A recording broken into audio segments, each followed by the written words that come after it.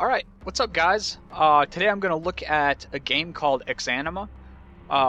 It just came out on Steam 3 or 4 days ago. I never heard of it before. It had a Kickstarter a couple of years ago, and I only just this is the type of game that I would have backed on Kickstarter.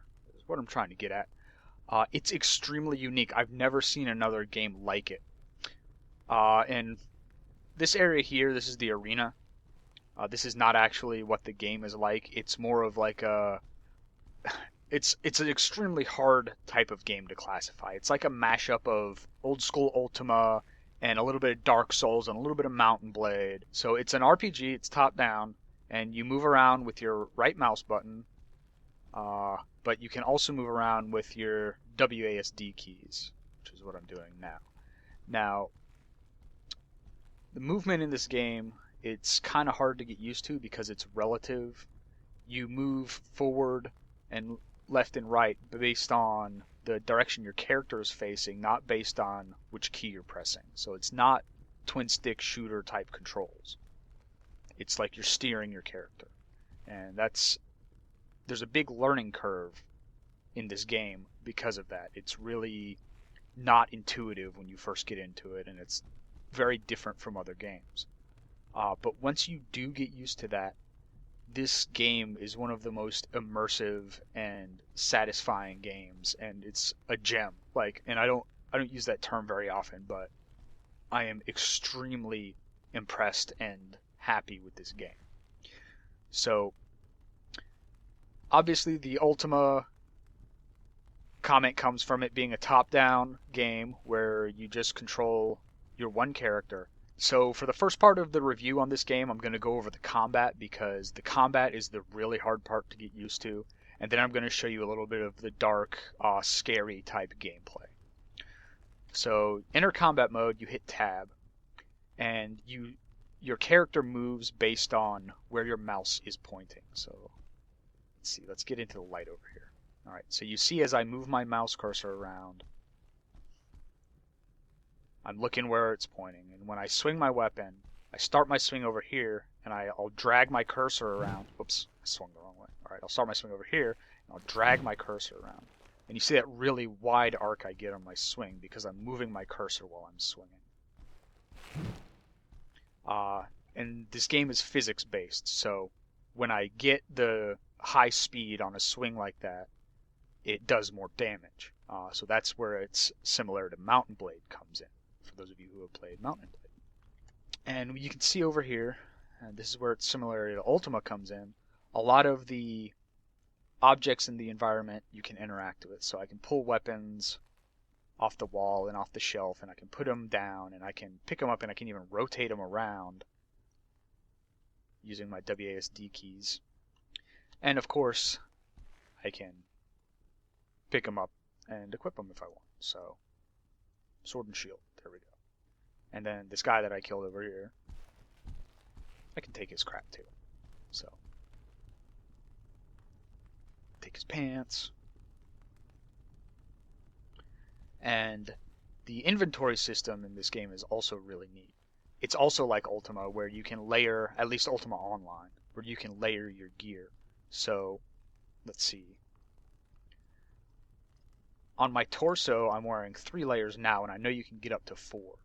So I have my bottom layer, and then I guess my second layer, my third layer. Oh, and I even got the belt, and the belt is the 4th layer. Oh, I never noticed that before. When you put the belt on, it actually cinches your clothing down. Look at that. That's neat. So the belt actually works. And then, of course, you've got all of your little secondary spots, your pauldrons and your bracers and your gloves. So the inventory system in this game is really in-depth. So that's also cool. But like I was saying, the combat is really what makes this game, and it's really hard to learn the combat in this game.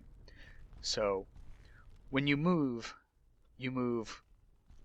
based on where the mouse is, and you press, forward to go forward and backwards to go backwards, which when you're behind your character, that's fine. You move right, you move left, you move forward, you move backwards.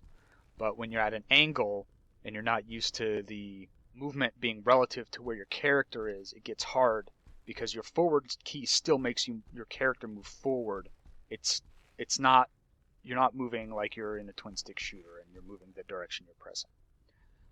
So I'm going to do a little bit of combat and see if I can effectively demonstrate how it works in this game. So what I'm going to do is I'm going to back out of the arena, and I'm going to go back in, and I'm going to start from scratch. So character creation, you got well, here, let's go strip all this gear off.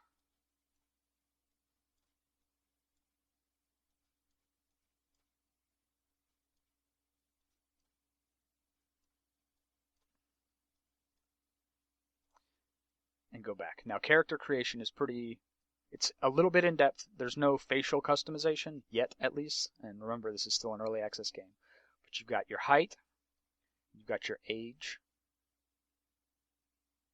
and you've got your physique. You can be thin, muscly, fat, and emaciated, and everything in between. And there's no beard options yet. But the hair it's all animated and fluffy, and I hate hair, so I go bald. And you've got your skin tone. You can be dark, you can be light, you can be everything in between. So the character customization is pretty good. Your character doesn't actually talk, but you can do the pitch of your voice, and there's a lot of different voices to choose from, even if they're all just going and your hair color, which I don't have any hair, so it doesn't matter. And then, alright, let's actually back out and get all that gear gone, so you'll see how you actually started. So it always saves your character customization, so I don't have to redo that. And this is what you start with in the arena. So I want some pants and some shoes, and I kept the belt, but whatever. Now I'm going to go with the two-handed sword because for purposes of the video I want to use the weapon that I'm the best with. But all the weapons have different characteristics. The polearm, for example, what is this? It's a bill. It's really good at getting, well, first of all, the hook on it actually works. So weapons like the bill have the little hook, and I have seen the hook hit around behind a shield in the past, so it's really good against shield users. It also since it's top heavy, it's easier to knock people down with it, because like I said, the game is physics based, and a lot of the combat stuff is dependent on the direction you're moving at the time you start your swing. And the one-handed sword and the shield is really good for quick and defensive, and the one-handed mace, it's slow. I'm really bad with it, so you're not gonna be seeing me use it at all. So like I said, I'm gonna go with the two-handed sword, and let's get started.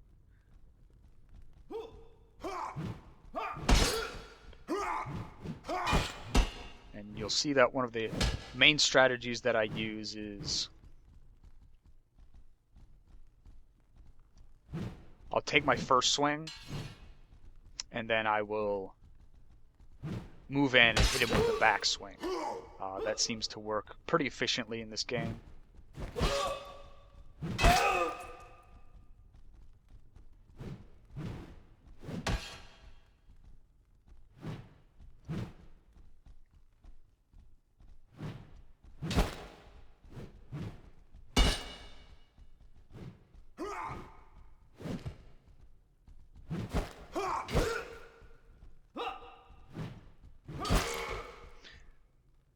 And let's see. You see how I was maneuvering, and usually I'll step back with my first swing, and I'll try to step forward and catch him with my back swing.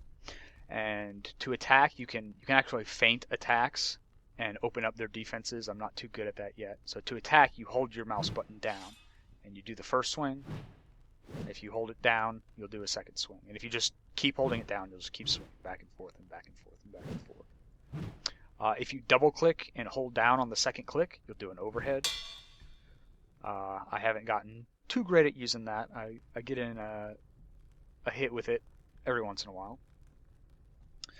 And what else? So if I'm moving right when I'm swinging right, that'll add power to the right swing.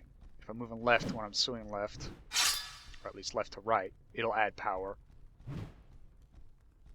to that swing. And like I said earlier, if I'm arcing my mouse as I swing, it's kind of hard to swing left to right. You have to start, basically I click and drag. It doesn't always work even then. Because you can start your swing from the left, like that. And like I said, if you move your mouse and arc your mouse while you're swinging, it'll add velocity to your swing. And the same thing as if you're moving forward or, left when you swing. That's how you get the most powerful swings in. But then, the enemy's moving and you're trying to position, and supposedly you can target the head or the feet. I'm not really sure. Like, you can swing high and low, and I've seen my swings go high and low, but I don't know how to do it intentionally.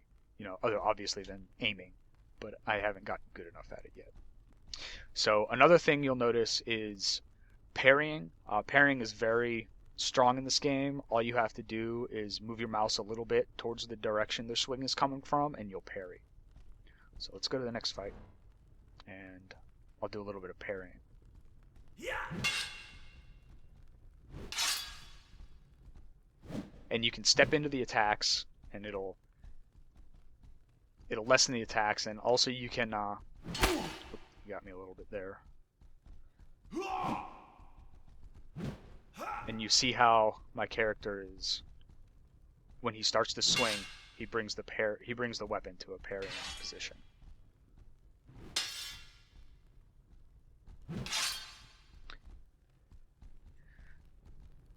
So one thing that I had to get used to in this is rotating my camera while in a fight to keep that relative positioning to where my left goes left and my back is back and my right is right, so I don't get disoriented.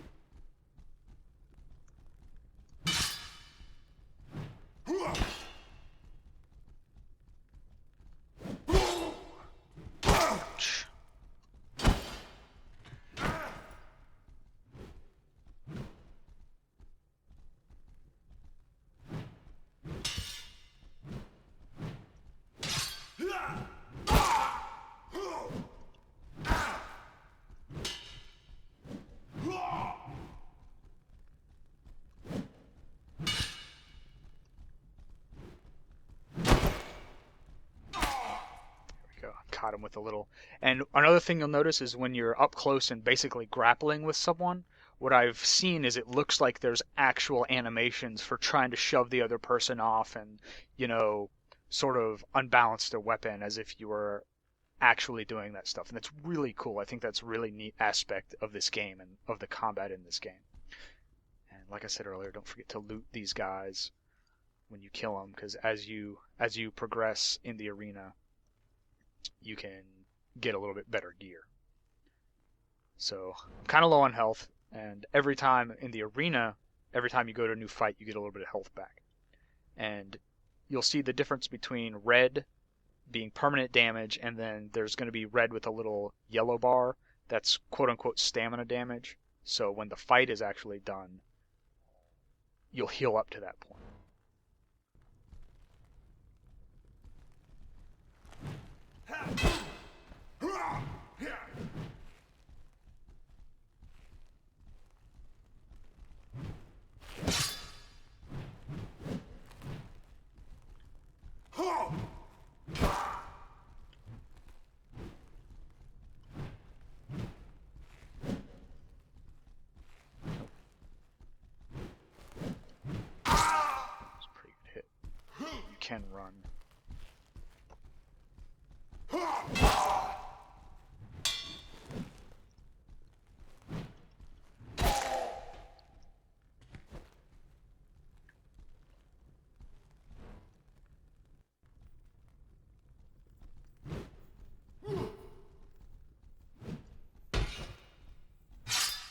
Oh.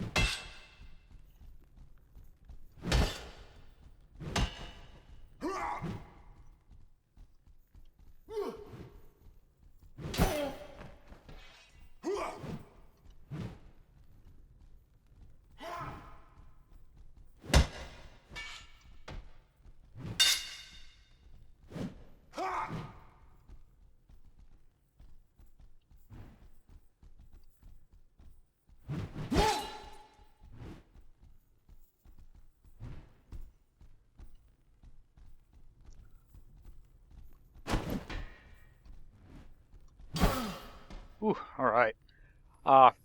So when you look at a weapon and you look at the damage that it does, you'll see impact, balance, slash, and thrust. Now, most armor massively defends against slashing and thrusting.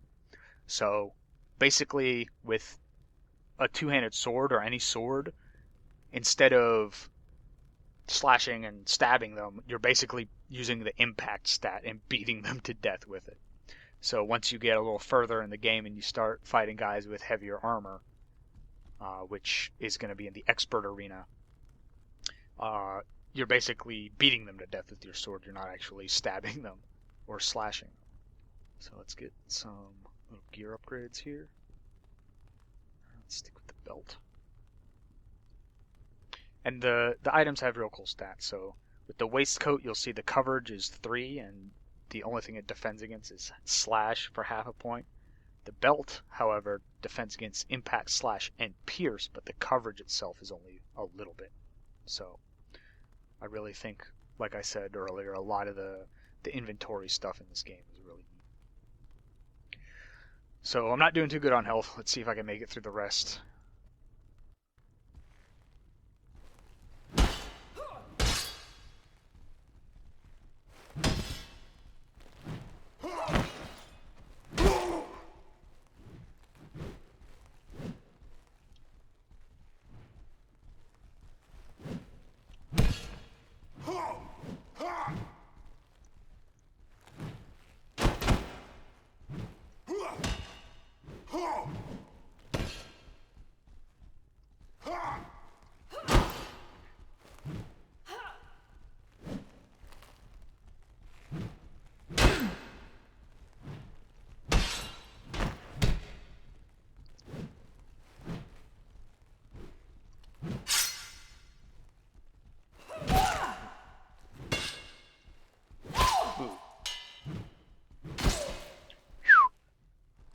Wasn't sure I was going to win that one. The shield users are, for me so far, the toughest fight because everyone has the shield on the left hand and the default swing is straight into their shield. So a lot of times you have to swing and then use that back swing to get past the shield users or try and get the left swing, but that's kind of hard. Like I said, you gotta start the swing on your left shoulder. So hopefully I'll get a little bit better than that, or with that as time goes by. Boots are an upgrade.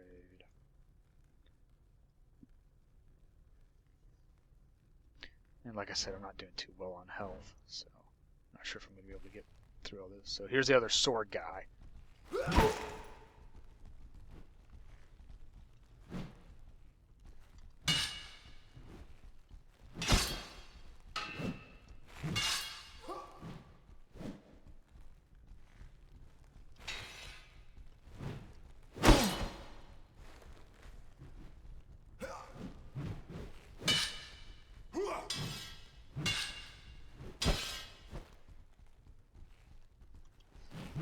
Ooh, not think I was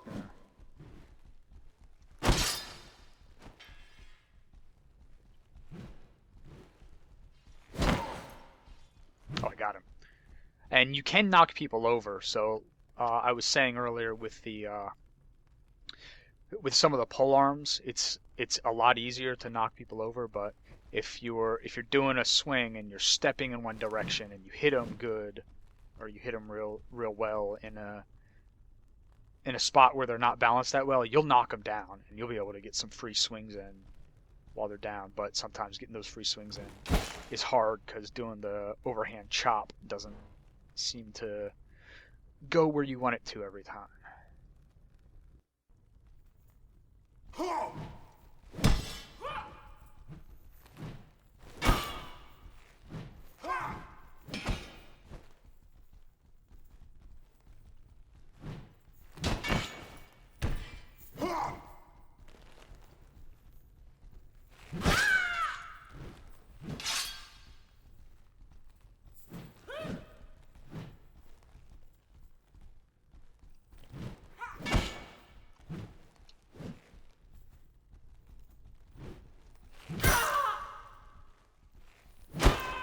Ooh, that fight went much better than it usually does. So I'm on a pretty decent roll right now. Now, another thing you'll see with the inventory, so I'm wearing boots now, but if I put these greaves on, they replace the boots. So not everything can be worn with everything else. So you'll have to make decisions on, basically, I know that the greaves have better stats than the boots, so. And then, of course, the shoes have their own little armor value.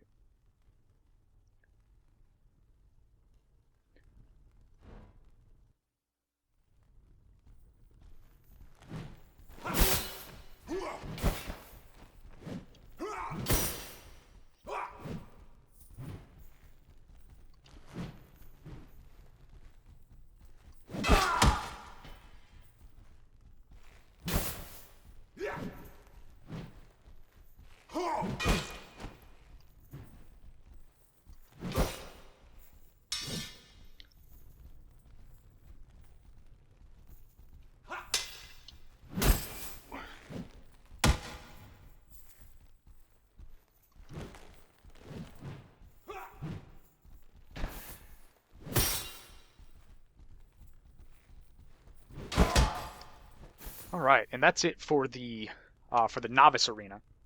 So those are the first few fights you get into in this game, and I think that gives a decent demonstration of how the combat works in this game. And you have to remember that your movement keys are relative to the direction your character is facing. They don't just move you in the direction you're pressing, regardless of the camera angle. So that's why, for me personally, I have to get used to rotating the camera around a lot.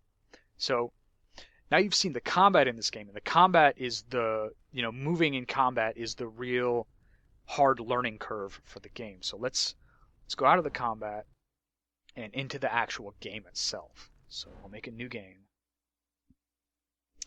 and you see my guy. We already went over character customization, and all you get to choose is what color your clothes are when you start.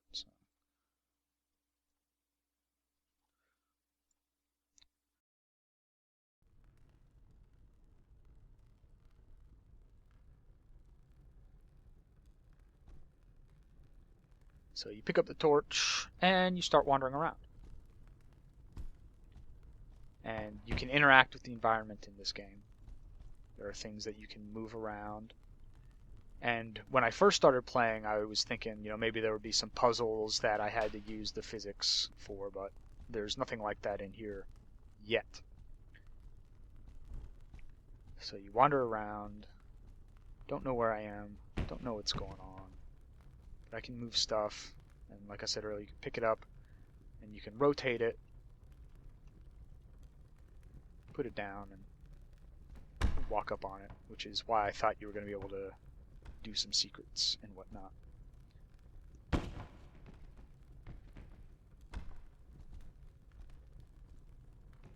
Ooh, what about this? There we go. Got a stick with some nails in it. Alright. So I saw a door over here. And the way you open doors, you click and drag.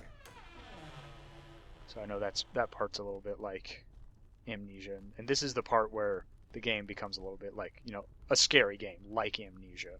I'm not comparing it directly to Amnesia per se, but you can open the door as much as you want. You can slam it open and slam it shut.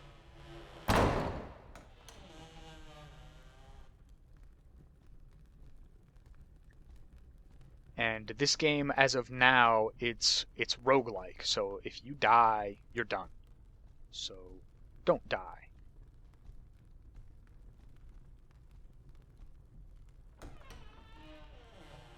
Oh, hello, friend.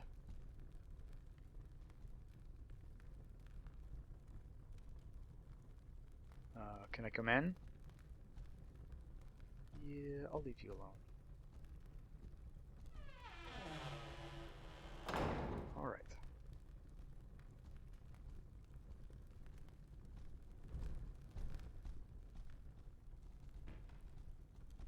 Is he coming out? No, okay.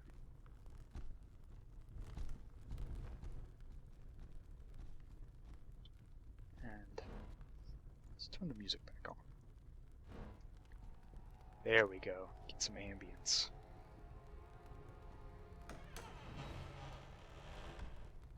Hello, other friend. Oh. Okay, alright. Can we talk about this?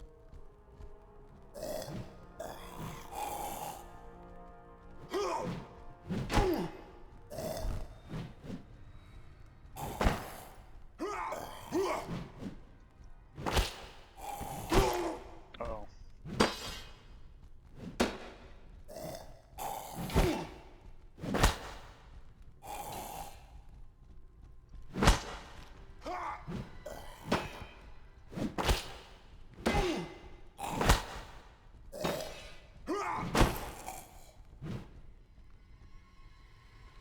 That wasn't too good. So that loss of life is permanent. So I got off to a fairly bad start in that fight. But he had an actual weapon. You do find a way to heal yourself as you go along, but it is very few and far between. So what is this? Better balance, better impact, I think. And it's an actual weapon instead of a board, so yeah, we'll use that.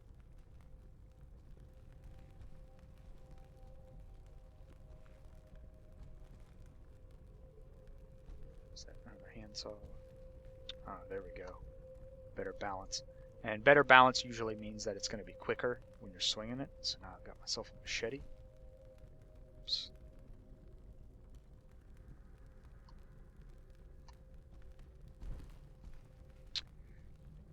And that's about it for my review of this game. You're gonna wander around this place and basically go, oh shit, oh shit, oh shit, oh shit, like I did, if you decide that it's the type of game you want to play. The game itself is actually more of a, well, it's not, it is a game in and of itself, but it's also a prequel to a game that's coming out called Sui Generis, and that's the actual game that was on Kickstarter a couple of years ago. And it's the same engine, and this is a prequel that happens 20 years before that actual game. And that game, if you look it up, it seems like it's going to be really cool. And it's obviously the same combat engine, and they're going to be adding magic and range combat and stuff like that. So if this looks like the kind of thing you'd be interested in, and it's the kind of challenge you want in the game, I definitely recommend it. I love it. I mean, that's all I can really say about it. So I'll put some links in the description for Exanima. It's on Steam. It's like $13 if you're interested in checking it out. And then there's the other game called Sui Generis, which it doesn't have a release date yet, but I'm really looking forward to playing both of these games all the way through.